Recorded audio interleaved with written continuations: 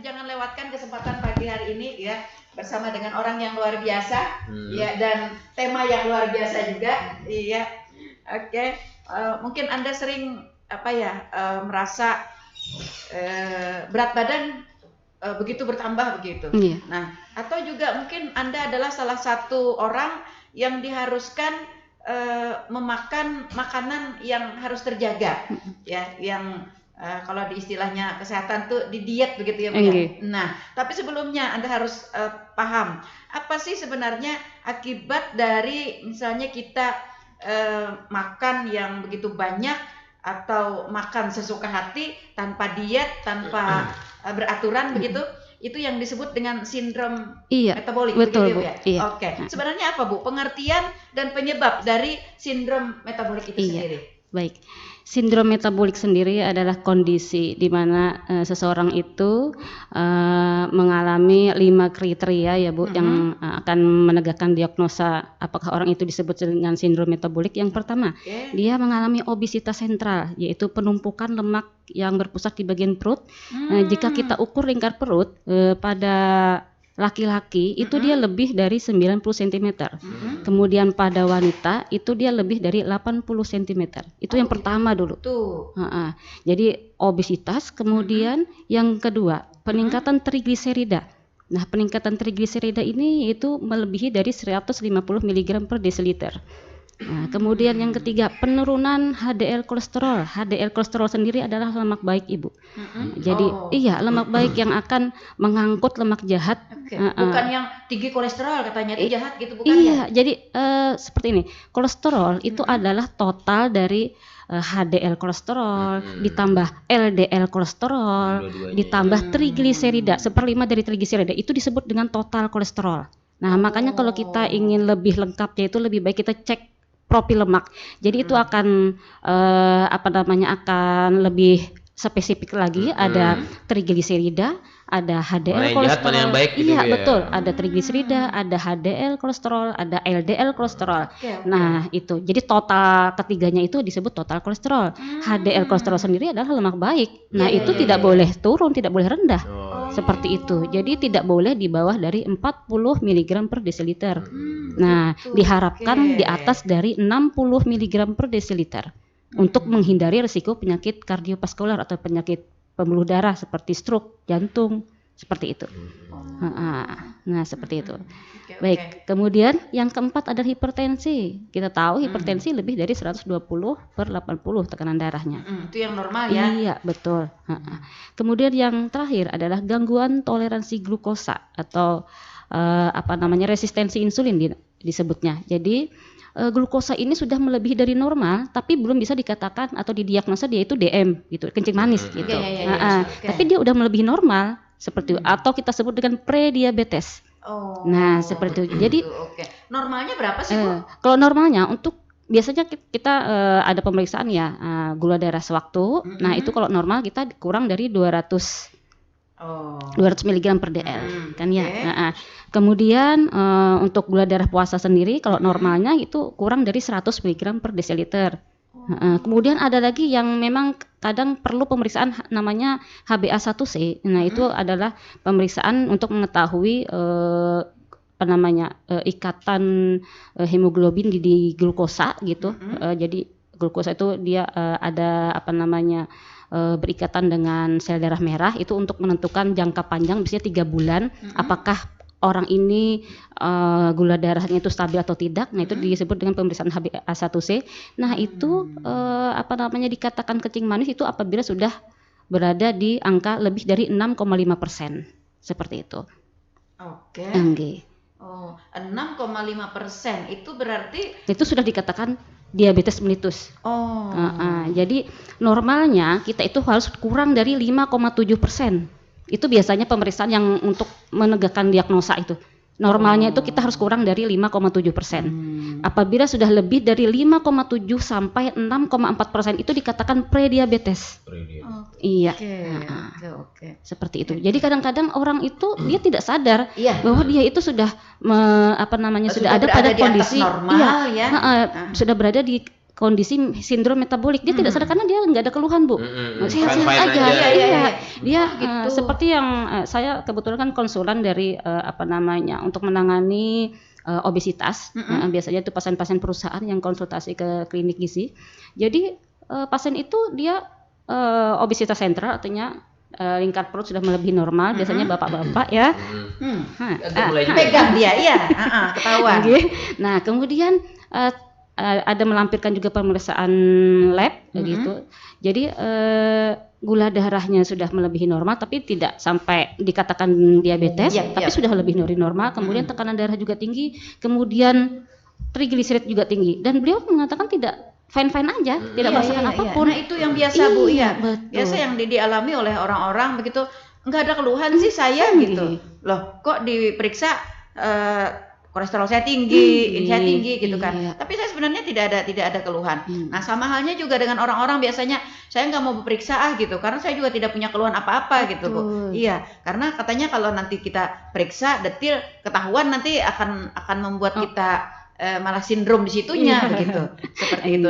Iya. Nah komitmen seperti ini Bu, sebaiknya seperti apa? Iya, jadi sebenarnya jangan takut untuk periksa. Nah kita dianjurkan 6 bulan sekali itu untuk periksa. Seperti itu untuk medical check up. Utamanya yang 5 bagian ini tadi dulu ya. Iya, betul. 5 bagian ini dulu. Ini artinya screening awal seperti itu. Jadi kita jangan takut untuk periksa. Karena walaupun kita sudah tahu tinggi nih, tapi belum didiagnosa diabetes mellitus. Jangan panik. Enggak apa-apa juga. Jadi kita tahu penanganannya. Sehingga kita dapat menurunkan sedini mungkin. Betul. Gitu ya. Kalau kita sudah merubah lifestyle kita, gaya hidup kita, pola makan kita benerin, kemudian kita tingkatkan aktivitas fisik kita, itu akan normal. Jangan sampai terlambat. Ketika sudah didiagnosa, maka perlu obat. Seperti itu. Iya. Jadi sebelum nanti perlu tindakan. Betul. Jadi sebelum terdiagnosa diabetes mellitus, sebelum terdiagnosa hipertensi grade 1, itu ayo segera kita check up dulu. Jadi apabila sudah mulai tinggi nih, kita udah antisipasi. Jangan takut, itu akan membaik apabila kita lakukan perubahan pola hidup, pola makan. Seperti itu. Yang bisa dilakukan sendiri adalah mengukur lingkar perut ya. Betul. Nah, ukur lingkar perut di rumah. Coba nih kalau misalnya waktu-waktu senggang begitu ya. Ayo coba diukur. Jangan dibiarkan begitu. Oh masih cukup deh celana saya gitu kan ya, masih cukup deh baju saya ya, aman aja gitu ya. Nah tapi ternyata ketika kita ukur dia sudah melebihi dari batas normal tadi ya, yang disebut Ibu Laila tadi, bagian perut itu melebihi dari 80 cm bagi wanita dan 90 cm bagi laki-laki. Apakah ini tidak tergantung pada usia Ibu, atau tidak tergantung dengan tinggi rendah postur tubuh seseorang? Tidak tergantung itu. Jadi sebelum melakukan pemeriksaan lingkar perut, sebaiknya pada malam hari itu udah stop makan, kemudian ukur pada saat pagi hari setelah kita buang air besar. Sebelum kita mengkonsumsi apa-apa gitu. Betul. Bisa kok diukur sendiri seperti itu. Dipaskan dengan itu yang paling mudah nih diketahui dulu ya. Karena bisa kita lakukan sendiri. Kalau sudah mendekat-dekati 80 sudah kada kawa pas-pasan lagi. Nah, itu sudah ada warning ya Bu ya. Betul. Seperti itu. Kalau yang lainnya kan harus ke rumah sakit ya, kita kalau yang lainnya kan harus ke rumah sakit. Nah, itu dia. Dulu. Nah, ini pengetahuan ya. Pengetahuan hari ini nih, baru tahu kan? Baru tahu juga kan ya. Ya merasa sih. Nah, itu dia. Jadi emang efeknya kalau perutnya biasanya 30 ke atas sudah mulai nih Bu ya. Biasanya usia seperti itu. Biasanya udah terasa juga nih ya. Menggaruda katanya yang menggaruda. Gara-gara berdada. Efeknya apa, mungkin emang karena makan malam ataupun sumber makanan lemak yang memang berlebihan atau bagaimana ini? Yang pertama metabolisme kita atau kecepatan mesin di dalam tubuh kita untuk untuk membakar makanan menjadi energi kita itu memang dipengaruhi oleh umur. Betul. Jadi memang kalau sudah di atas umur 40 itu mengalami penurunan metabolisme. Jadi kecepatan untuk menggunakan energi di dalam tubuh itu udah berkurang. Mesinnya betul. Jadi ada mesinnya di dalam tubuh. Udah lambat. Tidak seperti ketika remaja. Kemudian aktivitas kita juga sudah berkurang kalau sudah umur di atas 40. Jadi kita berkurang, pasti berkurang. Nggak bisa dipaksakan ya Bu ya. Meskipun semangat tinggi gitu ya. Jadi makanya itu juga mempengaruhi. Jadi apa yang kita makan, apabila kita memang kurang aktivitas, itu akan cepat jadi lemak jadinya. Apalagi makanan kita yang banyak mengandung tepung-tepungan, goreng, lemak yang tinggi. Kalau misalnya zaman sekarang kan banyak sekali itu makan makanan bertepung, baik yang rasanya gurih maupun yang manis. Itu cepat sekali untuk disimpan menjadi lemak di dalam perut. Seperti itu. Oke, artinya penyebab sindrom metabolik ini lebih kepada makanan yang kita konsumsi, begitu ya Ibu? Betul sekali Bu. Itu utama. Oke, utama. Nggak mungkin sih kalau orang perutnya buncit gara-gara masuk angin doang. Iya. Begitu. Oke. Nah, lalu selain daripada makanan yang kita makan, faktor lain yang juga bisa mendukung terhadap sindrom metabolik ini. Jadi selain makanan, itu tadi gaya hidup yang sedentari atau yang santai. Nah, misalnya kita sudah mulai nih. Maksudnya ini perilaku sehari-hari. Iya, betul Bu. Kita zaman sekarang ini dimanjakan dengan fasilitas. Betul. Contoh, ada tangga, kita milih lift atau eskalator. Kayak di rumah sakit ulun aja kan banyak tangga tuh, anak ke lantai 2. Pasti orang-orang milih tenaga kesehatan, biasanya ulun lihat juga memilih lift. Seperti itu. Jadi sudah kita mulai, kalau kita ibaratnya setengah hari menghabiskan waktu di kantor, mulailah dengan membiasakan aktivitas yang beraktivitas aktif seperti itu. Misalnya nih, kalau misalnya di kantor ada tangga, ya gunakan tangga gitu. Tidak usah digunakan lift gitu. Itu kan kita beraktivitas aktif bergerak secara aktif. Kemudian kalau sudah 1 jam duduk, udah deh peregangan dulu. Aduh, gimana kalau jam siaran 2 jam kita boleh? Iya. Jadi diusahakan ya. Jadi sudah 1 jam duduk itu udah kita ini dulu peregangan seperti itu. Kemudian misalnya kemudian sekitar kantor upayakan untuk jalan kaki seperti itu. Nah, itu udah mulai kita biasakan. Gitu. Kita itu niat dulu deh di konsisten seperti itu. Kadang-kadang kita kebanyakan alasan, nggak ada waktu katanya. Gitu. Kembali ke perut besar tadi Bu. Jadi ini untuk diri sendiri Bu. Iya, betul. Karena udah mulai kelihatan juga. Udah terdakwa dia. Apakah memang kalau orang diet kan biasanya emang nggak boleh makan malam. Orang diet biasanya kebanyakan seperti itu ya Bu ya. Tapi emang kalau ini emang mengurangi makan malam ataupun juga asupan makanannya yang nggak usah yang berlemak. Jadi kalau orang yang mengalami obesitas atau obesitas sentral, lemak perut yang sudah yang sudah tebal dan masuk dari apa dikatakan dengan visceral fat tadi, itu memang harus melakukan yang pertama dulu ada perubahan pola makan. Jadi itu kita akan menghitung disebut dengan defisit kalori. Nah, gitu. Jadi memang dalam 1 hari yang kita makan itu memang akan kita perhitungkan gitu loh untuk harus bisa menurunkan harus untuk bisa menurunkan berat badan. Itu apabila sudah konsultasi ke misalnya ke dietitian gitu. Tapi apabila belum misalnya konsultasi belum bisa datang nih, belum bisa sempat nih, ya sudah kita mulai dulu dengan memilih makanan yang yang ramah dengan tubuh kita. Berarti bukan makan malam ya? Iya, bukan makan malam, apalagi untuk orang-orang yang memang ada gangguan pencernaan. Nah, itu yang biasanya kadang nggak bisa tidur bukan malam. Kadang salah persepsi ya orang-orang ya, salah persepsi. Nah, itu tadi ketika kita merasa agak gemukan gitu ya, khususnya di perut tadi, lalu meniadakan makan malam. Iya. Nah, padahal itu akan berakibat ke efek yang lain ya. Betul. Tidak bisa tidur. Tidak bisa tidur. Tinggi darah berarti. Iya. Tidak bisa tidur. Iya, betul. Iya, betul. Sama kita. Iya. Jadi akhirnya tidak bisa tidur. Kemudian harusnya kita tidur kan malam jadi kurang tidur. Itu akan meningkatkan hormon stres. Nah, betul. Iya. Hormon stres sendiri juga akan meningkatkan pemecahan lemak. Nah, seperti itu. Jadi tidak boleh men-skip makan malam. Tapi kita memilih makanan yang yang aman untuk tubuh kita. Hindarilah tepung-tepungan. Hindari pengolahan makanan yang diolah dengan tepung. Hindari betul. Kemudian hindari penggunaan lemak atau minyak yang lebih dari 2 kali pemanasan. Minyak baru gitu loh. Kita kalau untuk mengolah masakan seperti itu. Jangan sampai hirang mana Bu. Iya, sayangi. Nah, ini dia. Ini pengalaman dan pengetahuan berharga nih ya bagi kita ya. Para pendengar mungkin juga ini baru dapat pencerahan nih dengan Ibu Laila. Mungkin ada kebiasaan-kebiasaan kita sehari-hari yang ternyata itu memperburuk kondisi kesehatan kita. Betul. Nah, seperti itu. Oke. Ibu, ada yang bergabung? Oke, baik. Kita ke suara pendengar langsung. Baik. Iya. Suara pendengar, selamat pagi. Halo, selamat pagi. Baik, Ya. dengan siapa di mana, Bapak? Ya, ini RS Haji Bujasin ya. Iya, betul. Iya, Nah, betul.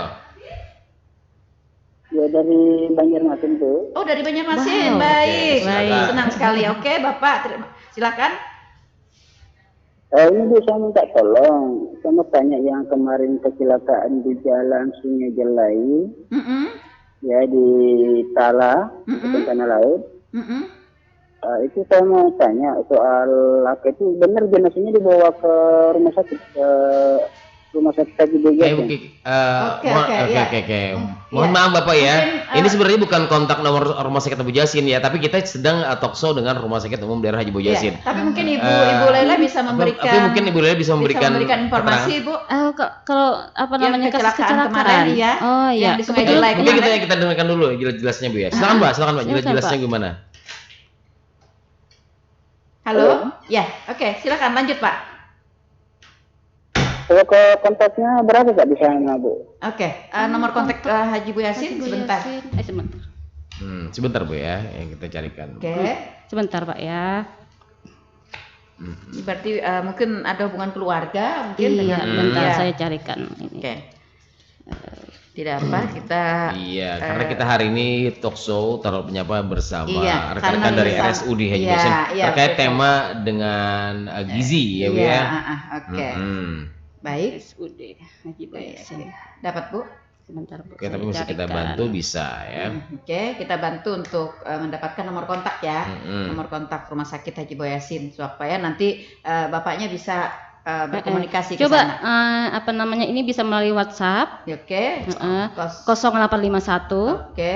73 Oke. 286 286 682. 682. Oke. Iya. Nah, Saya ini ulangi ya Pak ya. Heeh. 0851 Iya, betul. 73 Betul. 28 6682. Iya, boleh silakan apa Silakan namanya dikontak sana mengadu. ya, Pak. Iya, ini ada pengaduan soalnya ya. nih, Iya, hotline oke. Pran. Betul. Baik. Oke. Iya, silakan Bapak. Oke. Sudah ya Pak ya? Oh ya, sudah terputus Bu. Oke, baik. Kita lanjutkan ya Bu ya. Iya. Oke, kita lanjut. Sebenarnya Bu apa ya? Masih ada? Ya, halo. Halo, selamat pagi. Suara pendengar dengan siapa di mana? Halo, Assalamualaikum. Oke, waalaikumsalam Waalaikumsalam warahmatullahi wabarakatuh. warahmatullahi wabarakatuh. Ibu Arma, apa kabar? Alhamdulillah, selalu semangat sehat. Selalu Amin. Alhamdulillah. ceria banget. Alhamdulillah. Iya. Oke, apa nih yang mau dipertanyakan pada hari ini? Ini berkaitan dengan gizi dan diet. Yang diet kah ada kan nih? Wah, menurun ramping Bunda Oh, ramping kah? Takone, iya, takone Mas Iwan itu. Kenal pulang. Iya. Tapi diet di sini Ibu bukan berarti hanya menurunkan berat badan, tapi juga diet dalam arti secara luas ya tentang Diet kesehatan. sehat, Gitu ya. ya, Diet sehat. Kayak yang ditanyakan tuh, saya mau ditanyakan ini loh. Oke. Banyak keponakan segala tuh, lu nandak diet kan Iya. gitu. Tapi Tapi dietnya tuh hanya pakai buah dan nggak makan nasi selama 2 bulan. Oke. Nah, tapi ketika lihat mengonsumsi buah-buahan dalam kulkas memang benar itu dia dietnya tuh nggak makan. Apakah ini dibenarkan? Apakah lebih sehat begitu ya? Apakah itu dibenarkan dan Betul, dia itu betul. secara apa pakai apa yang terbaik? Nah, iya Oke. betul ini betul. Iya, Oke. Kita punya keponakan juga ada cucu juga dietnya sama kayak gitu. Iya. Lu kada makan sih lu nak diet Mohon maaf Bu Arma, keponakannya aja. emang terlihat fisiknya agak mungkin mohon maaf agak lebar. Jadi diet Emang itu agak lah gemuk memang jadi dia. iya Takutnya udah Bu, kalau terlama. ramping diet lagi. Lama orangnya, Iya. orangnya memang Iya. gemuk. Ya takutnya Bu normal saja tapi diet. Iya. Oke. Jadi apakah itu dibenarkan? Oke. Betul. Apakah itu baik Sampai ya? 2 Efeknya bulan bagi nggak kesehatan. makan, Betul, cuma betul. diet buah aja Iya, gitu, nggak pakai iya, maksudnya nggak pakai iya. obat yang Iya, selalu Masya mengganggu. Artinya nggak pakai kalori ya Bu ya? Nggih, Oke, jadi baik, iya. baik. Ya, Dapat pokoknya dipahami, Bu. pakai ini tuh buah ya, Oke, oke, buah oke. itu. Oke, baik, baik, baik, Bu Arma. Dapat dipahami, oke. Nggih, nggih. Baik. Iya, itu apakah dibenarkan itu Iya, loh. iya, Iya, iya. betul. Oke. Nggih. Ya, makasih semuanya Yuk, yang hadir itu. oke. Salam sehat semuanya. Amin, amin, Amin, amin. amin ya rabbal alamin. Assalamualaikum. Waalaikumsalam warahmatullahi warahmatullahi wabarakatuh. Itu wabarakatuh. betul Ibu Lela. Sering saya juga mendengar orang-orang yang diet ya, diet buah, kemudian diet juga dengan sayur. Ya kalaunya ponakannya Bu Armah ini kan buah aja gitu ya. Nah, apakah ini juga dibenarkan, benar menurut ilmu kesehatan dan baikkah secara jangka panjang mungkin untuk kesehatan kita? Tapi memang dari beberapa pengalaman memang efektif seperti hal seperti Iya, itu. iya. Gimana, Bu? Mungkin memang efektif, tapi mungkin Ya, efeknya gimana gitu ya? Secara Luar kesehatannya. dalamnya. Iya, secara kesehatannya bagaimana? Iya, Silakan, Bu. Nggih. Jadi apa namanya? Untuk diet sendiri sebenarnya kita tidak harus menghilangkan apa namanya salah satu Oke. sumber zat gizi. Kalau dia hanya memakan buah, artinya dia menghilangkan sumber karbohidrat. Ya kan, sumber karbohidrat. Sedangkan tubuh kita sumber energinya yang paling besar adalah dari karbohidrat, Bu. Oke. Betul. Iya, iya, Sumber iya, iya. energi untuk tubuh bekerja itu dari karbohidrat. Karbohidrat ya nasi. Dan dipilih ada karbohidrat kompleks, artinya yang mengandung serat. Nasi seperti itu. Kemudian jagung, kentang, umbi-umbian. Nah, kalau dari buah-buah saja itu tidak akan apa namanya tuh artinya dia kerja dari apa namanya makanan itu untuk tubuh kita itu udah berkurang. Asupan Iya betul, nggih. Karena karbohidrat sendiri dia sumber energi. Kemudian di dalam karbohidrat itu, di dalam umbi-umbian itu ada namanya vitamin B juga. Vitamin B juga untuk metabolisme tubuh. Apabila menghilangkan salah satu dari gizi seimbang dalam satu piring yang kita makan itu adalah sumber karbohidrat, gitu kan. Kemudian sumber protein hewani, protein nabati. Isi piringnya. Iya betul. Kemudian sayur, buah dan lemak baik, air. Nah, itu adalah satu kesatuan agar tubuh kita optimal bekerja. Oke, Nah, oke. sedangkan apabila mentiadakan karbohidrat, maka itu akan cenderung bisa biasanya menurunkan imun. Akhirnya dia sakit seperti itu. Akan meningkatkan risiko terkena penyakit-penyakit infeksi, misalnya penyakit TBC kah? Ada kasusnya. Yang istilahnya dia memang pantang sekali nggak makan nasi, nggak makan, pokoknya dia buah sayur aja. Iya. Dan ternyata dia terkena penyakit TBC. Akan karena ada memang nanti menurun daya tahan tubuh. Akan ada nanti efek sampingnya Betul, Bu ya. Ibu. Betul. Iya. Oke. Karena karbohidrat itu 100%-nya itu sumber energi. Sedangkan dari sayur itu cuman menghasilkan energi itu cuman apa namanya, kalau misalnya satu porsi karbohidrat, satu piring nasi itu menghasilkan energi 175 kilokalori, sedangkan buah cuma 50 kilokalori. Itu tidak akan mencukupi. Nah, Jauh sekali ya. Betul, jauh sekali. Ya, Makanya dibuatlah panduan isi piringku itu. Nah, tidak menghilangkan satu zat gizi. Karbohidratnya tetap Oke, ada, oke. cuman porsinya kan yang kita atur. Iya. Kemudian Porsinya, Bu Arma, betul, porsinya. iya, proteinnya ada, protein hewani, protein nabati, sayur dan buah. Nah, kemudian apabila sudah berkonsultasi biasanya dengan dietisan, saya akan perhitungkan, oh ini misalnya remaja nih, dia masih masa pertumbuhan, berarti saya akan hitung proteinnya untuk lebih tinggi, seperti itu. Karbohidratnya mungkin akan saya sesuaikan dengan aktivitas dia, misalnya dia aktif, seperti itu. Hanya lemaknya yang saya turunkan sedikit, seperti itu. Oke. Jadi artinya secara realnya Ibu, bagaimana, apa yang harus kita lakukan ketika kita ingin mencegah sindrom metabolik ini? Iya, yang pertama tadi pola makan, itu kita mengatur porsi. Oke. Ini, seperti ini aja.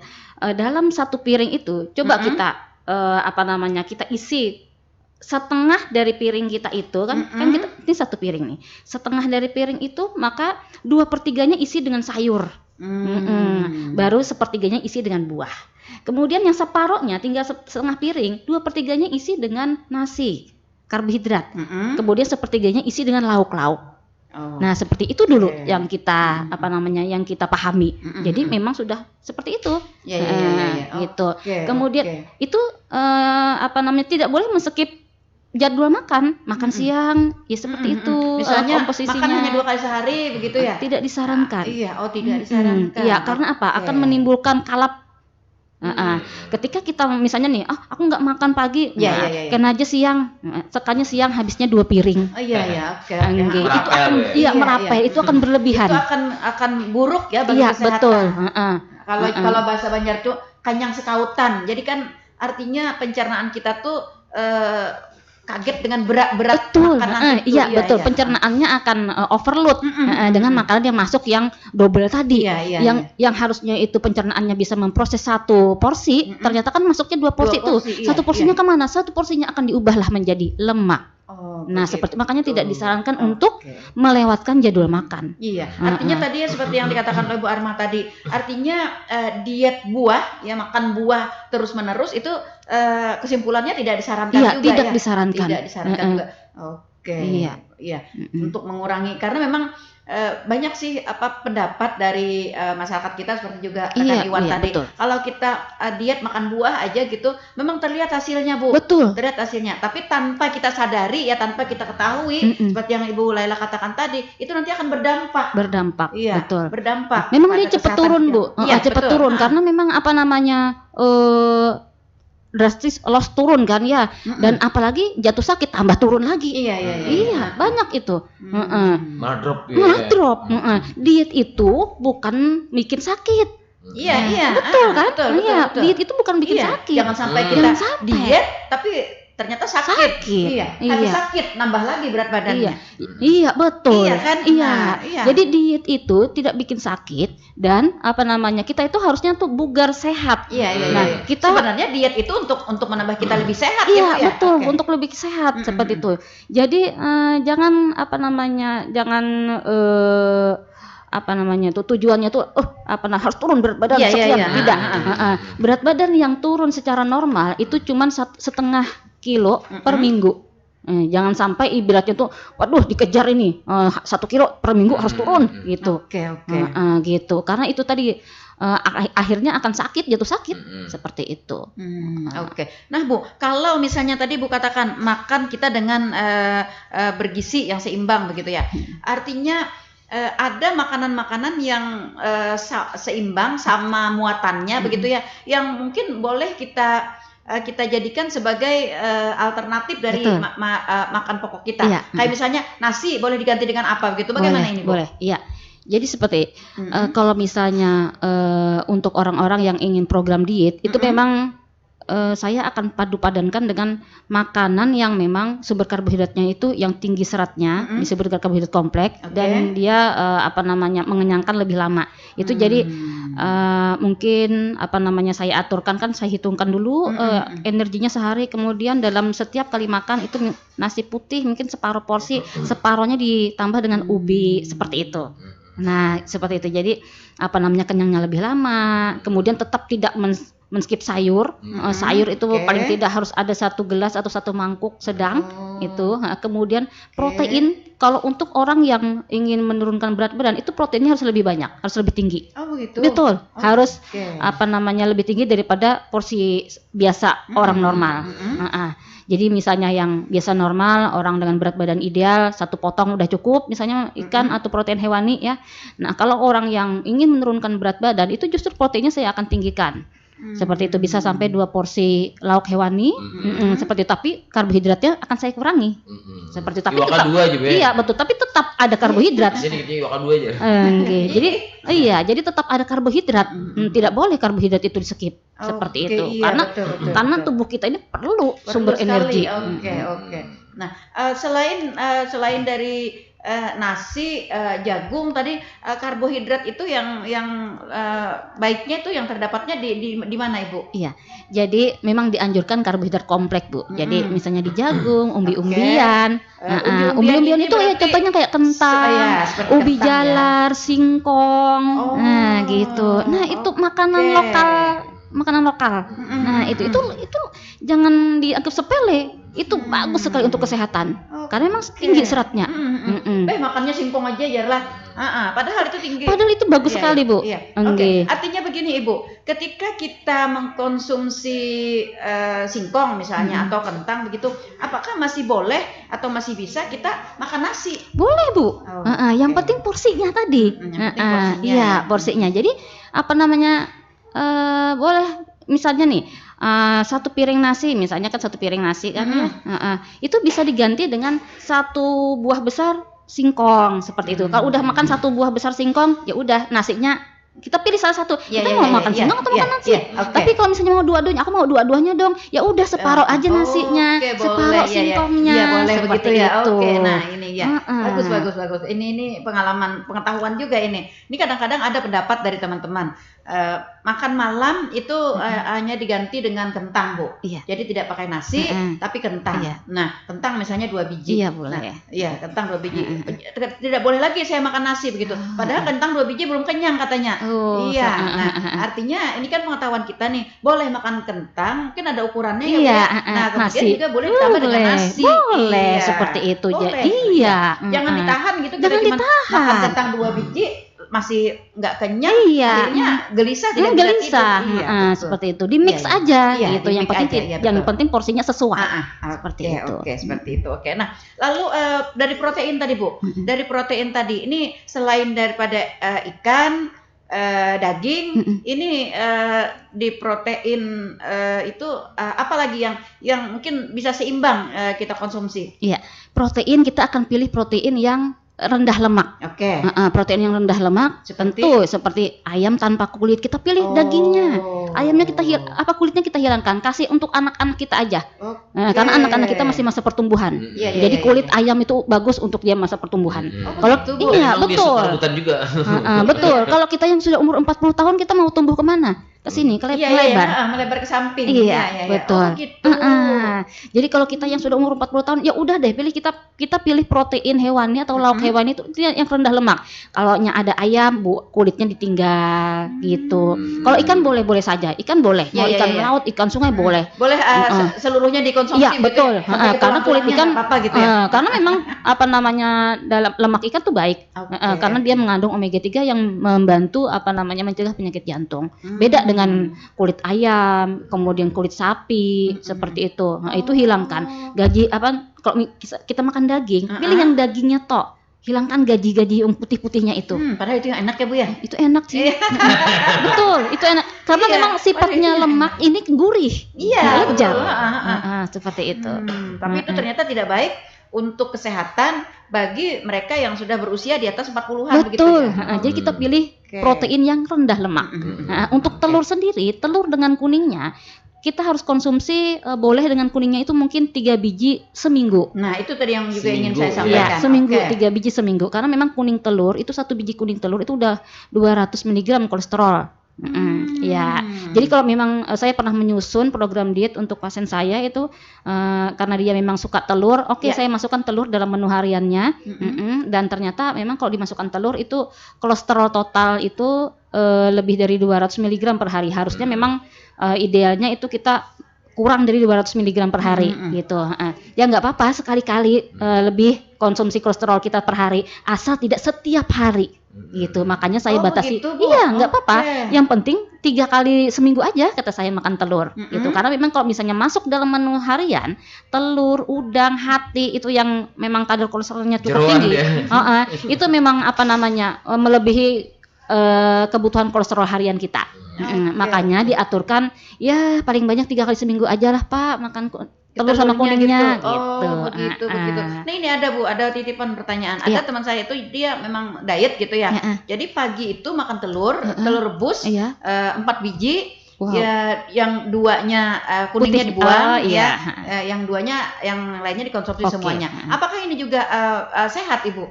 Iya, betul. Jadi seperti ini. Itu kan satu kesatuan ya, jumlah protein itu harian. Ya. Nah, dia memilih tiap hari. Iya, jadi memilih setiap pagi dia makan telur 4, jadi 2 dengan kuningnya. Ya. Jadi kalau dihitung memang kolesterolnya itu akan tinggi sekali dengan 2 kuning itu. Bisa 500 mg dalam satu hari itu. Sedangkan kebutuhan normal maksimal tuh 300 mg. Jadi saran saya tidak harus setiap hari. Jadi ya itu tadi tuh.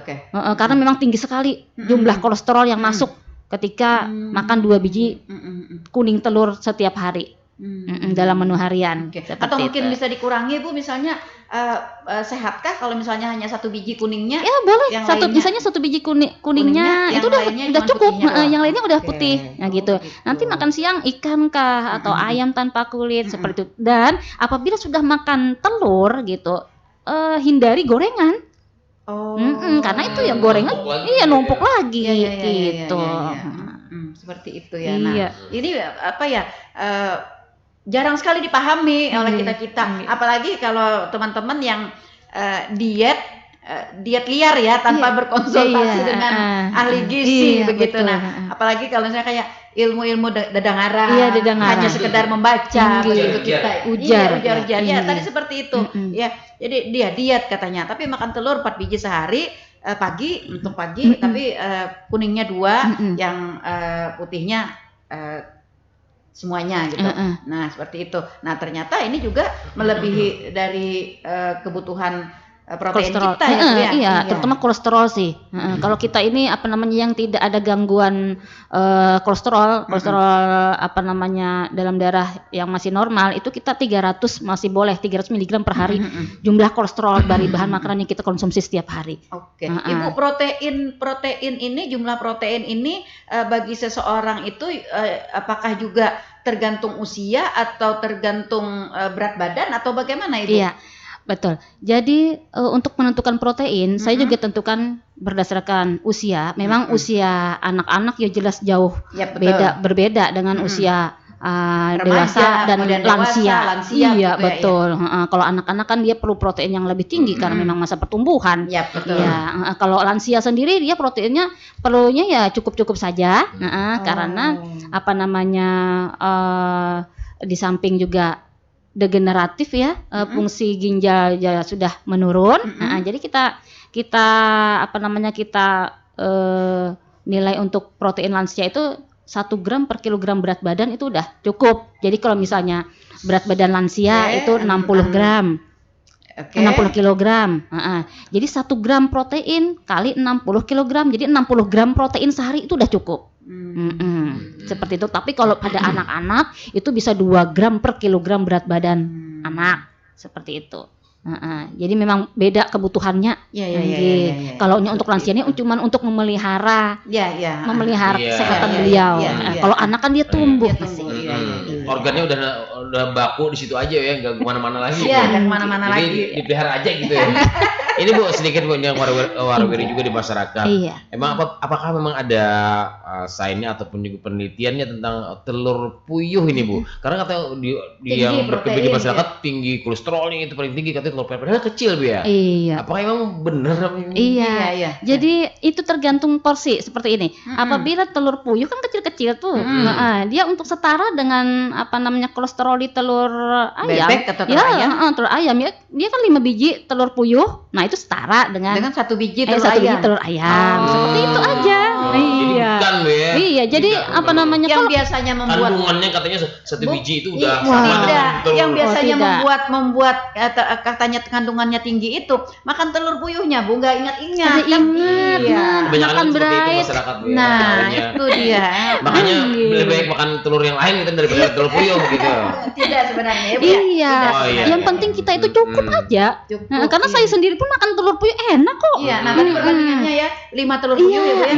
Sama 1 biji Iya. telur ayam. Nah, artinya Oh, iya, ketika iya. kebutuhan protein kita tadi seharinya 300 Kolesterol, kalau ya, kolesterol misalnya 300 kan. 300 ya, 300 misalnya. Heeh. 1 biji Telur ayam boleh. boleh. Nah, 5 lalu- biji telur puyuh nah, boleh. itu dia berarti. Pantasnya 5 biji doang. Iya. Ini sudah berapa tusuk? Wah, kali 5 kali 5. Ya jelas aja. Iya. Iya. Kadang malah 1 aja ada yang nggak berani Bu ya. Iya, itu iya. kan itu Masya tadi Allah. karena Persepsi yang salah ya Bu ya. Iya, persepsi yang Oh, jadi. salah. Persepsi yang salah. Nah, Katanya itulah. paling tinggi kolesterol itu Iya, yang satu. padahal apa namanya telur kan bagus sekali proteinnya. Iya, iya. Walaupun dia mengandung kolesterol, istilahnya tuh tidak akan langsung menimbulkan penyakit kan, seperti itu. Ya kita akan konsumsi dengan batas wajar. Kita Yap, juga yap, perlu kok yap. kuning telur, Iya betul. karena mencegah pikun juga. Oh itu ya. Iya, fungsinya boleh itu. kok. Ya, yang penting kita atur aja ya. Pokoknya 2 hari sekali makan kuning telur gitu. Oke, Bu, satu lagi dari titipan pertanyaan juga. Sebagai lansia, orang yang sudah dikategorikan sebagai lansia 60 ke atas ya, 60 ke atas, ya termasuk saya juga. Katanya tidak boleh lagi mengkonsumsi telur setengah matang. Benarkah atau mitos atau bagaimana begitu? Oke, kalau untuk telur setengah matang itu tidak memandang umur lansia, memang tidak dianjurkan. Oh begitu, Bu. Betul. Kenapa? Ini sering nih. Karena Pas capek-capek. telur setengah matang itu rawan bakteri salmonella. Masih hidup di situ. Nah, itu. Jadi mending makan yang sudah matang, benar-benar matang. Semua masakan, semua bahan makanan dimasakkan dengan pematangan yang benar, yang sudah benar-benar matang. Karena apabila setengah matang masih memungkinkan untuk dihinggapi bakteri yang akan menimbulkan keracunan makanan atau penyakit pencernaan seperti itu. Karena bisa dibilang masih mentah ya. Iya, masih angkal masaknya. Nggih. Jadi bakteri masih bisa berkembang di situ. Kadang mati bakteri itu. Artinya Wah, ini cair di piring gue si Dini. iya. Oh. Tidak sadar ya, memang suka gitu, Bu. Oh, Suka, iya.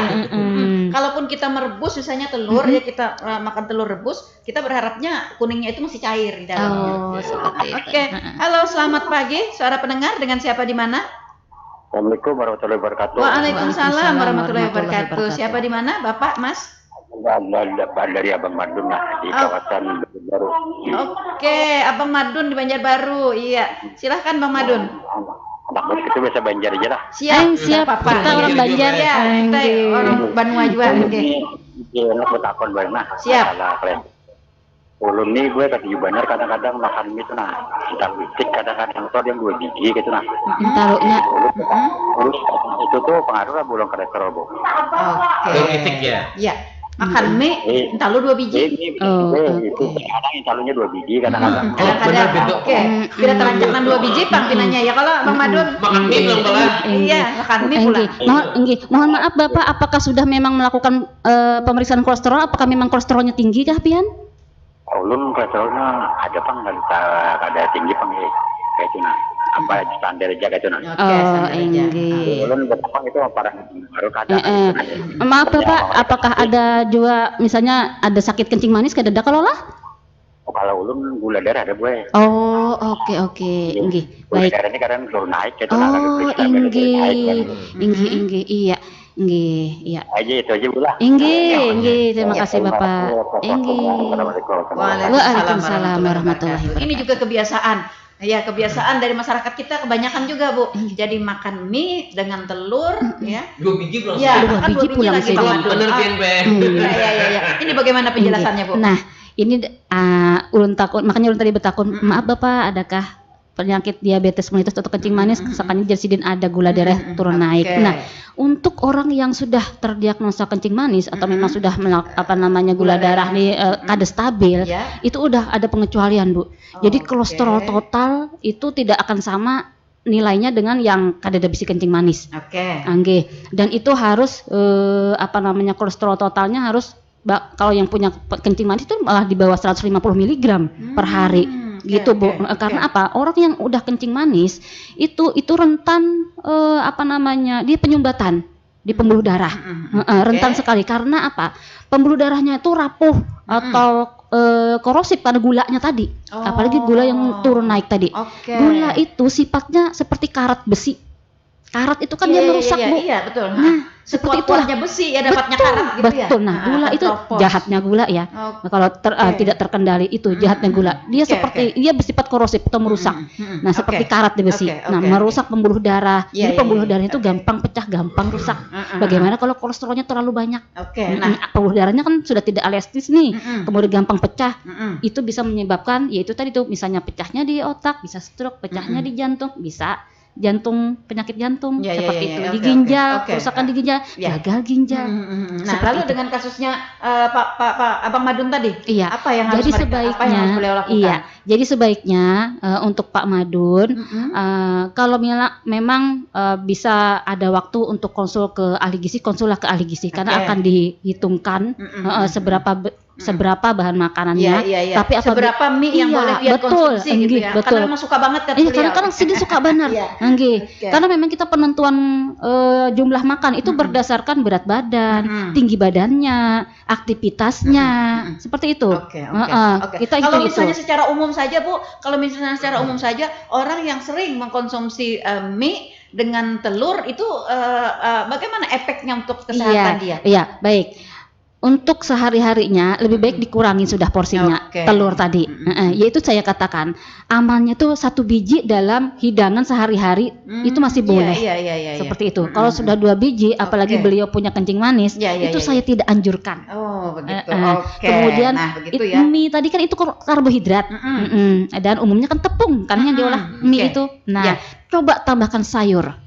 Iya. Untuk supaya menambahkan serat pada makanan. Karena serat Oke. sayur tadi Iya, itu iya, yang iya, akan iya. menghambat menghambat gula di mie tadi ke darah. Gitu, diperlambat Bu Ai.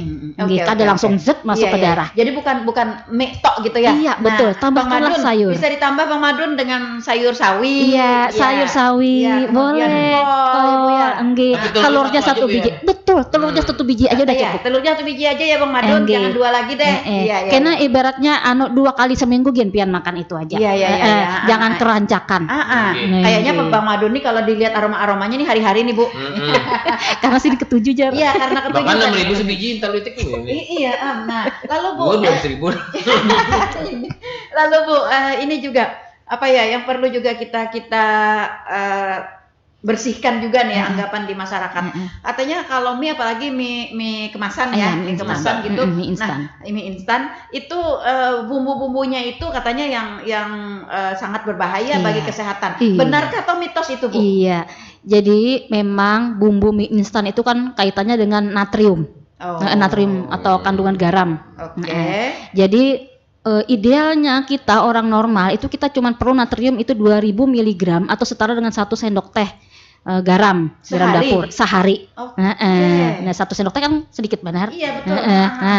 Nah kita harus bijak untuk melihat kandungan natrium pada label mie. Di bungkus mie itu kan ada Iya. natriumnya. Nah, persaji artinya per 1 bungkus. Oke. Nah, Oke. coba lihat di situ. Iya, Di situ kandungan natrium untuk mie instan karena ulun sudah melihat lah namanya beberapa juga ahli mie gizi gitu ya. namanya juga Untuk ahli gizi melakukan jadi harus penelitian, tahu iya. seperti itu. Jadi Oke. 1 bungkus itu sudah 900 mg natrium 1 bungkus mie. Padahal Nah, artinya tadi kita butuh berapa tadi? 2000. Artinya tinggal 1100 kalau Bu. Sebungkus tadi itu sudah Iya. sudah seitu tuh Iya, ininya. iya. Nah, sudah 900 dan 1100 itu kan ibaratnya di bahan-bahan kan juga ada natrium. Sudah ada, iya. Belum lagi di garam kita. Oke. Nah, jadi itu. Jadi kita harus bijak. Ini sudah 900 nih. Nah, aku sebungkus aja nih. Iya. Nah, gitu. Atau Jangan misalnya, 2 bungkus tapi atau kalau misalnya separuh dikurangi bumbunya. separuh ya nggak enak. Iya. Jadi Nggak kadang gurih gitu ya. jadi Nggak legit. nggak legit katanya. Iya, betul. Gitu. Oh, Jadi kita oke. lihat dulu Jadi di hungungannya itu di bungkusnya. garam di Iya, natriumnya betul, itu ya, di Bu, ya? natrium. Nah, artinya begini, kalau misalnya kita tidak dilarang makan mie instan ya, makan mie instan dengan bumbunya yang komplit itu. Nah, hanya saja mungkin ketika kita hari ini mengkonsumsi mie instan dengan bumbunya, maka kita juga harus mengurangi makan garam yang lainnya. Iya, betul. Oke. Sudah tahu nih, Iya, sudah banyak ini jadi makan instan mie, nih. Bu Ai. Mencok lan uyah wadi. Nggih, oma nyaman benar Bu. Nggih, membakso. Bakso, bulan hari itu juga tuh. Iya. Dalam 1 hari, Iya, nah kalau Bu, satu hari, nah, iya, oke, ini kita itu. pilih aja 1. Aku rasa anak bener mie nih. Ayo Iya, mie diturutakan makan. liurnya. Iya, tapi yang lain skip lainnya dulu. skip dulu. Nah, jadi kita masih bisa menikmati hidup. Betul. Nah, karena amun stres juga be, kada boleh makan ini, stres akhirnya. Semakin stres, Nggih. semakin sakit berarti. Iya, betul, kayak betul. itu. Iya. Nggih. Oke, terjawab ya Bang Madun ya. Oke, makan mie dengan telur tidak dilarang. Iya. Ya, hanya saja dibatasi ya. Bu, Iya, ya. dibatasi. Tadi karena ada di bumbu mie, apalagi itu mie instan, itu ada kandungan natriumnya Iya, yang tinggi ya. iya. Nah, kemudian telur juga karena kolesterolnya tinggi, maka cukup 1 biji Iya, aja. cukup 1 biji, apalagi beliau kan gula darah turun naik Jalsidin. Kemudian pesan ulun tambahkan sayuran, Pak Madun. Tambahkan sayuran. Tambah sayur kayak tadi, gitu. betul. Dalam porsinya tadi. Tambah sayur, aman. Iya, aman Ya, sudah aman, Pak Madun. Selamat menikmati mie plus sayur dan telur bebek. Iya. Ibu, nggih. satu lagi, antara telur ayam dengan telur bebek, ini katanya yang lebih tinggi kolesterolnya di telur bebek, benarkah atau mitos? Iya, kembali lagi itu ke jumlah berat si telur. Telur bebek memang dia lebih berat, 60 gram itu 1 biji. Sedangkan telur ayam dia 55 gram. Iya. Yang membuat dia lebih tinggi itu karena kandungan kuningnya itu lebih banyak. Ukuran kuning telurnya tuh lebih banyak daripada telur ayam. paham. Nah, Cuman ini. tidak terlalu tidak terlalu selisih yang jauh benar kayak gitu. Oke, Ibu, selain daripada tadi makanan bergizi seimbang, kemudian porsi makan, apalagi nih Bu yang bisa kita lakukan untuk mencegah sindrom metabolik ini? Iya, tadi makan ya, kemudian porsi makan ya sudah saya jelaskan. Kemudian hindari sedentary life atau yang santai-santai. Jangan scroll HP seharian. Begitu. Usahakan 30 menit sehari itu jalan kaki. Artinya harus ada aktivitas fisik rutin, yang konsisten. rutin setiap hari ya Bu ya? Setiap hari. Oke. Luangkanlah 30 menit jalan kaki.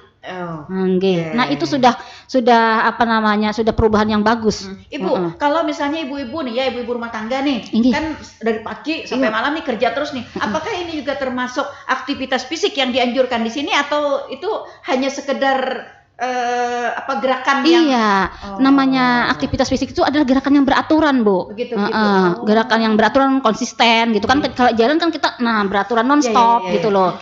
Kalau misalnya yang gemuk kalau misalnya manggah ya mulai dulu dari 15 menit nonstop. Kayaknya ditingkatkan esok 20 menit, 25 menit sampai 30 menit. Artinya minimalnya tadi 30 menit ya? Iya, seharusnya 30 menit. Tapi non-stop. gerakan aktivitas fisik yang beraturan. Iya, beraturan, berulang kayak itu. Nah, kan jalan kayak itu kan. Amunnya bemasak, kayak nama nyapu itu kan begana. Tapi kan ibaratnya jadi kan kada berat kira begana tegana kan kayak itu. Nah. Apa di dapur ya udah aja. Iya, olahraga jualan tuh ngarannya aja. Iya, olahraga juga aja.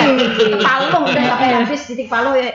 Oke, artinya itu perlu kita pahami Bu ya. Artinya itu adalah gerakan fisik yang tidak beraturan. Yang dianjurkan di sini adalah gerakan fisik yang beraturan, berulang. Juga lain Bu ya. Kalau kan repot nih. Abis bikin stres juga masa ini. Tapi kalau anak lari, kalau jalan jogging di luar kan enjoy ya. Iya, enjoy juga. Lain pemikirannya ya. Nah itu ya, ini juga kita harus membersihkan juga anggapan di masyarakat ya. Teman-teman kita kan biasanya punya kesimpulan seperti itu. Gitu. Baik kalau urusan olahraga, undang nih kurang olahraga apa? Mulai betul tapas, besar sapu, ini olahraga berataan. Nah, ternyata itu ya saudara pendengar. Aktivitas kita di rumah tangga itu bukan aktivitas fisik yang beraturan. Iya, betul. Jadi kalau tetap misalnya harus dilakukan aktivitas yang beraturan gitu ya. Berulang gitu. Jadi saran ulun untuk ibu-ibu itu yang di rumah yang misalnya nih kada sempat lagi keluar, kan mungkin kalau keluar rempong bejilbab salang bedandan. Nah, iya loh Bu. Di rumah aja nah. Mulai dari ruang tamu ke dapur berjalan. Jalan kaki. Ulun pun kayak itu. Saban ulun imbah sholat subuh imbah ma'anui kan anakan. Tapi tidak berhenti jalan kaki. Betul gitu. Jalan kaki ulun dapur ruang tamu ulun hitung 25 menit. Nah kayak itu. Mulai seperti itu. Jadi kada ada nang istilah alasan makan sempat. Kalau mana di rumah tahu ya kalau gawean rumah ini kada ada habisnya. Iya. Jadi tidak harus keluar rumah salang bedandan bejilbab baju kostum olahraga. Kada salang kayak itu. Berdasar aja gini di rumah. Pokoknya itu dulu start yang baik. Dan apakah benar Bu? Banyak juga yang mengatakan kalau sudah yang berumur 40 ke atas itu lebih baik jalan daripada lari. Betul. Karena kalau jalan itu tuh Pak denyut jantung kita tuh lebih stabil. Karena memang kalau di atas 40 kita menghindari gerakan olahraga yang berpacu. Seperti itu, misalnya kayak lari maraton gitu, karena ada kuat sudah jantungnya. Itu jadi memang yang paling aman tuh dasar bujur jalan kaki, lari kecil. Makanya kan kita itu kan jalan kaki lari kecil. Artinya artinya harus ada aktivitas fisik yang beraturan. Baik, kita ke suara pendengar. Ada yang mengirimkan chattingnya. Ada rekan Imas di Prehari. Ulunnya ketujuh banar mandai. Oh, Nah, Bu, iya. hendak hari-hari memakan mandai. Iya. Apakah mandai ini tinggi kolesterol kah? Nah, hehehe, Bu. Baik, langsung dijawab Ibu. Enggak baik. Mandai itu adalah pengolahan yang menggunakan garam. Ya kalau supaya difermentasi kan, Oke. supaya pina nyaman Ya. masam-masam lah. Ya. Itu ditambahkan garam. Nah, itu garamnya tinggi. Jadi memang natrium pada mandai, pak asam, Oke. wadi, Ya. apalagi tempuyak itu memang tinggi. Oke. Apabila sudah usia di atas 40 karena memang pembuluh darah kita di atas 40 itu udah memang kada elastis Iya, lagi. iya, betul. Jadi Harus memang sudah mengurangi. jadi memang sudah harus udah naik tekanan darah. Nah, degeneratif artinya umur. Ya harus mengurangi sudah. Iya, Makan makanan yang diolah dengan garam. Mandai, wadi, pekasam, imbah itu iwak karing. Itu Iya, memang iya. dasar ketujuh benar nyaman. Dan itu memang menambah selera makan. Iya, menambah Bu, selera iya. makan. Oke. Nggih. Jadi dengan kasusnya rekan Imas di Plehari yang setiap hari makan mandai, apa nih Bu yang harus kita lakukan untuk mengimbangi? Ini makan mandai ini kada nih gitu. Nggih, Tapi apa yang harus kita lakukan selain itu gitu? Yang perlu dijelaskan tadi mandai itu sebenarnya tidak mengandung kolesterol. Iya, Karena ini oke. dari tumbuhan, dari tanaman kan yang tadi apakah mandai iya, kolesterol tinggi, Iya, enggak. iya. Kada mengandung kolesterol. Cuman mandai yang pemasakannya itu digoreng, digoreng kayak gitu. Oh. Nah, itu mungkin serapan minyaknya lebih tinggi kayak Oh. gitu. Cuman ulun kada masalah kalau misalnya menggoreng mandai itu dengan minyak baru. Ya. Makanya jangan ulun jelaskan bahwa hindarilah pemasakan dengan 2 kali pemanasan. Karena itu begitu, sudah Bu. iya, karena apa? Minyak itu akan berubah menjadi lemak trans. Terbentuk lemak trans. Itu yang akan meningkatkan kolesterol di dalam tubuh. Itu lemak jahat begitu. jadinya. Iya, iya. Padahal ibaratnya tuh bahan di minyak itu sudah kada berkolesterol. Artinya Minyak sawit itu ketika kada berkolesterol. Artinya ketika kita menggoreng mandai dengan minyak yang baru aman. Aman aja. Oke. Nggih, konsumsilah secukupnya. Tapi Nggih. secukupnya ya, Jangan kan, jangan Mas? berlebihan, Iya. Nah, kemudian nggih. juga pengolahannya nih Iya. kalau bisa sih mandai itu Ditumis dibasuh kah, dioseng dulu, kah, iya, nggih. supaya menghilangkan Garamnya yang banyak, banyak, iya, betul. betul. Pengolahannya dibasuh dulu, mbak Iya, itu iya, iya. pengolahannya sedikit minyak, misalnya ditumis nyaman. Kalau tumis mandai, betul nyaman benar. betul. Pakai Tumis mandai, lombok hijau. lombok hijau, Nih, nyaman aja. aja. Kemudian ulun perlu tambahkanlah sayur. Oh. Jadi sayur itu karena Jadi sayur mandai dicampur betul. sayur, Bu, Iya, ya? Oke. mandai, auknya mandai, ada sayur. Nah, karena sayur itu tinggi kalium yang akan menetralkan tinggi kalium itu sifatnya itu merelaksasikan pembuluh darah. Jadi Oke. pembuluh darah kita melebar kayak gitu. Nah, seperti jadi itu. menetralkan natrium Iya, iya, supaya kawal lolos saja Oke. dalam pembuluh darah. Oke, Nggih. baik. Tambahkan Terjawab. sayur aja Bu Ya, Ai. terjawab ya, Iya. rekan Imas di Plehari. Karena Papa bila banyak si mandai antar ke sini ya nih ada janji. Wah, ini betul plus be di kemari. Nggih. Oke, yang berikutnya selamat pagi. Waalaikumsalam warahmatullahi wabarakatuh. Ada rekan Rian di Sumber Mulia. Betakun, Bu. Nggih. Ulun umur 28 tahun. Itu apakah normal, Bu, kalau perut ulun ini besar karena imbah nikah? Imbah setahun langsung agak membesar perut nih. Apalagi awak ulun nih tinggi juga. Nah, olahraga sekali seminggu aja. Apakah ada cara yang kawa ulun pakai atau diet apa yang harus ulun terapkan nih? Minum suplemen kah? Nah, memang Bu, memang Iya. kebiasaan. Teman-teman itu ketika menikah itu tambah gemuk, perut tambah besar, karena makmur. terpelihara. Nggih, ada nama masakan. Begadang, Bu, ya. Iya. Oke, Iya, bagaimana nih Bu baik. penjelasannya? Iya, rekan Rian di Sumber Mulia? iya. Saudara Rian di Sumber Mulia, terima kasih. Jadi ya itu tadi yang saya katakan bahwa pria itu tidak lebih dari 90 cm. Coba diukur dulu lingkar perutnya. Oke, meskipun usianya 28 Betul, tahun ya. meskipun usianya besar jarinya, awaknya tinggi iya mungkin. betul. Itu adalah penentuan awal. Pokoknya lingkar perut pada pria tidak boleh lebih dari 90 cm. Oke. Itu dulu. Karena lingkar perut itu adalah menentukan jumlah lemak perut. Lemak perut itu mendeteksi itu tadi tuh obesitas sentral yang akan menimbulkan penyakit jantung. Jadi itu dulu. Ukur lingkar perut. Apakah lebih 90? Kalau lebih 90 sudah atur pola makan dan tingkatkan aktivitas fisik atau olahraga. Oke. Ya. Ini tadi olahraga seminggu sekali. Oh. Nah, seminggu sekali aja. Ini sehatkah bagi bagi kita begitu kalau Iya. 1 kali seminggu aja. Iya, jadi kita anjuran olahraga itu menurut Permenkes pun kita 3 sampai 5 kali per minggu, Bu.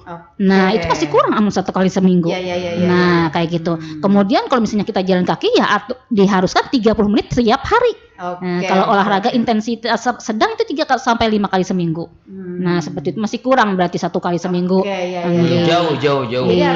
harus ditambah lagi nih Tambah ya, lagi, kalian Anggi. olahraganya. Ini olahraga yang mungkin dia olahraga berat mungkin Bu. Kalau misalnya kayak orang main tenis gitu, nah, mungkin tapi yang setiap hari itu harus ada juga Iya, gerakan betul. fisiknya. Oke. Ya, mungkin dia olahraga misalnya yang memang terprogram sekali seminggu Iya, ya. betul, Nah, itu. ditambah dengan aktivitas fisik 30 menit Nah, tadi itu, berjalan iya, kaki. iya, Jangan oke. 1 kali seminggu imbah itu sisanya kada olahraga sama sekali. Nah, itu malah akan Anggi. berbahaya ya Bu ya. Anggi, Artinya kan Anggi. tubuh kita terlalu lama diam. Nanti betul. pas kita olahraga seminggu sekali dipaksakan Dipaksakan, gitu, kaget, iya, iya, betul. gitu. Oke. Nah, makanya kan konsisten. Oke, seperti itu. Apakah ada cara yang kawa ulun pakai atau diet apa yang harus ulun terapkan? Iya. Minum suplemen kah? Baikkah Bu kalau kita minum suplemen atau minum obat misalnya gitu? Iya, enggih lah. Jadi memang kadang orang itu anak instan, Bu. Yap, betul. Jadinya minum suplemen. Nah, kita tahu suplemen itu kan ada zat yang memang dia biasanya tuh kalau suplemen itu bisa memberatkan fungsi di ginjal itu nah Bu. Namanya suplemen lah, ada zat kimianya. Enggih, biasanya tuh apalagi kalau misalnya orang ini mempunyai riwayat misalnya dari orang tua misalnya hipertensi atau memang ada riwayat penyakit kronis Ada itu gen ada gennya. Nah, itu sudah menghindari lah suplemen yang memang suplemen itu sebenarnya tuh tidak diperlukan seperti itu. Dari pengaturan makan pun bisa gitu.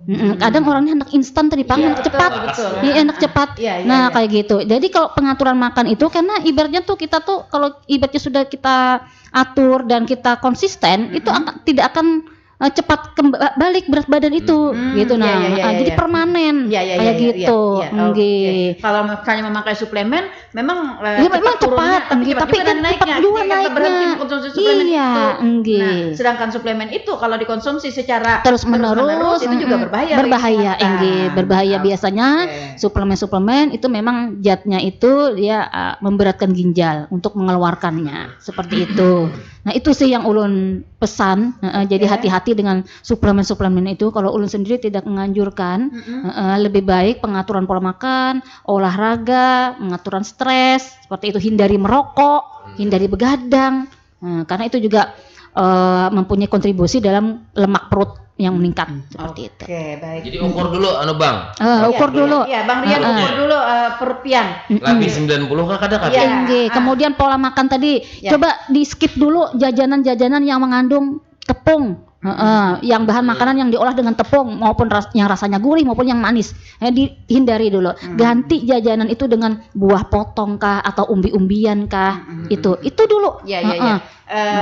Singkong rebus, singkong goreng gitu. Ubi bakar Cilembu, nah itu lebih sehat. Itu lebih sehat, betul. Oke. Seperti itu. Lalu rekan Rian tadi olahraga 1 kali seminggu itu tambahkan jalan kaki. Tambahkan setiap hari harus ada aktivitas fisik yang teratur. Oke. Baik. Yang berikutnya ada Bang Mael, ya. Usia di atas 40 tahun. Kardio apa? Angkat beban. Ada mitos angkat beban lebih banyak mengurangi kolesterol. Usia 40 tahun. Nah, olahraga misalnya angkat beban. Benarkah itu begitu? Ya, kita pahami dulu. Oke. Baik. Usia 40 tahun memang kita diwajibkan Bu sudah mulai olahraga angkat beban. Kenapa? Karena masa otot pada usia 40 tahun itu udah mulai menurun. Iya. Otot kita tuh bahalus. Gitu. Begitu. Kalau kita tidak latih untuk angkat beban, ya nantinya kita akan kekurangan masa otot dan akan mudah cedera. Patah tulang, kayak gitu kada kuat Bu Ai. Ya memang dianjurkan untuk angkat beban. Memang dengan angkat beban itu akan menambah masa otot. Dan cenderung jelas akan Mengurangi turun lemak-lemak itu. kolesterol. Betul. Iya, iya, Jadi iya. memang dianjurkan. Jadi memang dianjurkan ya, Bu, Betul. ya? Memang Oke. dianjurkan angkat Kalau beban. 40 tadi ya, 40. Iya, betul. Oke. Nah, kita dianjurkan memang angkat beban karena memang usia kita pada saat umur 40 ke atas itu udah mulai menurun masa otot kita. Oke. Nah, jadi supaya kita kuat, kalau menggendong cucu, Iya, nah, betul. kayak itu, Ah. yuk kita angkat beban kayak gitu. Oh, begitu. Angkat beban tuh yang pokoknya yang ringan-ringan aja dulu, Iya, karena betul, bertambah betul. bertambah. Iya. Saya kemarin ada diajarin sama teman saya, angkat beban kita nggak harus beli barbel gitu ya. Iya. Nah, tapi katanya botol minuman gitu, minuman, Enggak. botol mineral itu Iya, ya. Nah, bisa kita pergunakan itu, Bang Mail. Mungkin di awal mungkin kita yang kecil dulu gitu ya. Kemudian nanti setelah kita yang penengah sampai yang 2 liter ya. Iya, Nah, gitu. 2 liter. Itu namanya latihan Iya, beban. bisa aja sih, Atau tapi bisa juga memang harus ya. ngeplank, Bu. Misalnya ngeplank olahraga ngeplank gitu, Iya. Bu. Itu bisa juga. Oh. Nah, gitu oke. kita melatih otot-otot kita kan. Jadi kalau ulun tuh biasanya sebelum tidur ulun ngeplank dulu, tahan 30 detik, ulangi lagi selama 3 kali kayak gitu. Nah, itu udah mulai kita yang sederhana-sederhana dulu. Artinya betul ya apa yang dikatakan oleh Bang Mael tadi ya. Usia di atas 40 tahun itu kita harus melakukan olahraga angkat beban. Iya, Seperti itu dasar ya. wajib. Oke. Iya. Alhamdulillah. Selain daripada kardio. menguatkan otot, dia juga mengurangi kolesterol. Betul. Terbentuk massa otot, jadi ibaratnya tempat untuk kolesterol lemak itu sudah digusur dengan otot kita yang banyak. Seperti itu. Oke, baik. Wes tuh. Iya, yang satunya tadi dihapus rekan yang di 6331 ternyata pesannya dihapus. mungkin sudah terjawab tadi. Mungkin sudah langsung dijawab. Mungkin sudah langsung terjawab. Oke. Iya. Oke, nah kemudian selain itu Ibu tadi juga gaya hidup selendari sudah ya, sedentari. Nah, kita hindari. ya santai, santuy, santuy, malas-malasan gitu ya. Iya. Oke, satu lagi yang juga sangat-sangat mempengaruhi sindrom metabolik ini, yaitu pola pikir. Nah, bagaimana ini Bu Stres penjelasannya? tadi, ya kalau Bu, Oke, ya. Iya. Nah, jadi memang perlu kita manajemen stres, apalagi dalam masa sekarang yang memang menuntut kita. Kalau kita pegawai aja yang dituntut macam-macam sudah kewajiban kita. Jadi kita harus bisa manajemen stres itu. Karena memang kalau stres itu Bu, aku sudah sudah membatasi makan berlemak ya. Kenapa kolesterolku naik aja, tinggi aja, itu banyak sekali Bu. Tapi ternyata disebabkan oleh stres. Betul. Karena pada saat stres maka itu akan mendorong tubuh untuk memproduksi lemak dalam tubuh. Tubuh kita ini bisa memproduksi lemak seorang Bu. Oh begitu. Betul. Kita kadar dari makanan dalam tubuh sudah terbentuk. Dan hormon stres akan mendorong itu. Nah, kayak gitu. Oke, luar biasa. Jadi harus rileks hidup ini. Iya. Sudah diet makan, sudah kada makan ini, sudah makan itu, kada makan lemak, kada makan manis, kada makan garam. Nah, tapi ternyata hari-hari stres saja. Itu kanan darah naik aja. Guring kada tapi kawa malam. Kayak kada stres. Kita itu supaya terhindar dari stres cukup tidur 7-8 jam sehari. Oke, baik. Jadi kalau kesimpulannya tuh ada 3 ya Bu ya, garis besarnya. Ya, pola makan, kemudian pola hidup, pola hidup, kemudian juga stres, manajemen stres. Iya, manajemen stres. Oke, baik. Kalau kita sudah bisa menerapkan itu secara baik. Nah, satu lagi Ibu, ini sebagai seorang dietitian ya. Nah, ini kan teman-teman nih banyak yang tidak tahu ya, mereka harus melakukan diet bagaimana, mereka harus melakukan makan seimbang bagaimana. Apakah Ibu membuka konsultasi, Bu? Betul. Di klinik gizi Rumah Sakit Haji Boyasin. Silakan kalau mau berkonsultasi ke sana. Ini kalau kita berkonsultasi ke sana, kita harus mendaftar kayak orang berobat kan, atau bisa datang langsung atau bagaimana? Jadi kebetulan kalau misalnya klinik gizi itu untuk kasus kayak obesitas itu kan tidak tercover BPJS. Jadi bisa secara umum. Jadi langsung aja klik di antrian klinik gizi, jadi langsung langsung ke atas ke klinik gizi. Dan saya jamin tarif konsultasi kami itu ramah di kantong. Karena ini adalah rumah sakit umum milik Rumah sakit daerah. pemerintah ya. Dan saya adalah putra daerah. Betul. Gitu. Oke. Dan saya akan memberikan keilmuan saya untuk masyarakat Tanah Laut. Oke, buka setiap hari Bu ya? Betul, buka setiap hari kecuali hari Minggu. Oke, kecuali hari libur dan hari Senin Minggu. sampai Sabtu. Oke. Pada Lalu jam selain kerja. daripada di rumah sakit, Belum apakah ada, di Bu. rumah?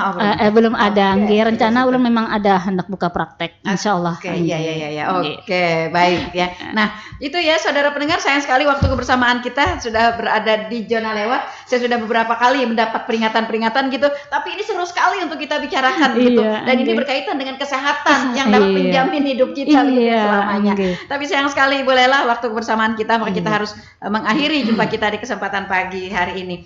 Oke, terima kasih Ibu Lela atas kebersamaannya. Terima kasih kepada para pendengar yang sudah berkontribusi bersama kami dan para pendengar yang selalu setia stay tune di 102,3 RPPR Radio Tuntung Panang FM, radio kebanggaan kita bersama. Ya, semoga kita selalu sehat walafiat, dapat menerapkan segala apa yang kita bicarakan tadi.